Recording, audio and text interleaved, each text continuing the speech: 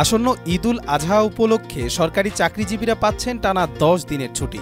বিষয়টি নিশ্চিত করেছেন প্রধান উপদেষ্টার প্রেস সচিব শফিকুল আলম। 6 মে দুপুরে নিজের ভেরিফাইড ফেসবুক অ্যাকাউন্টে দেয়া এক পোস্টে তিনি জানান, উপদেষ্টা পরিষদের বৈঠকে ঈদের ছুটি সংক্রান্ত এই সিদ্ধান্ত গৃহীত হয়েছে। তবে ছুটির জন্য রয়েছে কিছু শর্ত। ঈদের আগে 17 ও 24 মে, যেগুলো সাধারণত সাপ্তাহিক ছুটির দিন শনিবার, সে সময় সরকারি কর্মীদের অফিস করতে হবে। এই বাড়তি কর্মদিবস দুটি যুক্ত করে মোট ছুটি হবে 10 দিন। চাঁদ দেখার উপর নির্ভর করে 2025 সালের ঈদুল আজহা 7 অথবা 8 জুন অনুষ্ঠিত হওয়ার সম্ভাবনা রয়েছে। সেই হিসেবে ছুটি শুরু হতে পারে 5 জুন থেকে, চলবে 14 জুন পর্যন্ত। এর আগে গত ঈদুল ফিতরে সরকারি কর্মকর্তা কর্মচারীরা টানা 9 দিনের ছুটির সুযোগ পেয়েছিলেন। এবার আরও একদিন বেশি ছুটি পাওয়ায় খুশি সরকারি চাকরিজীবীরা।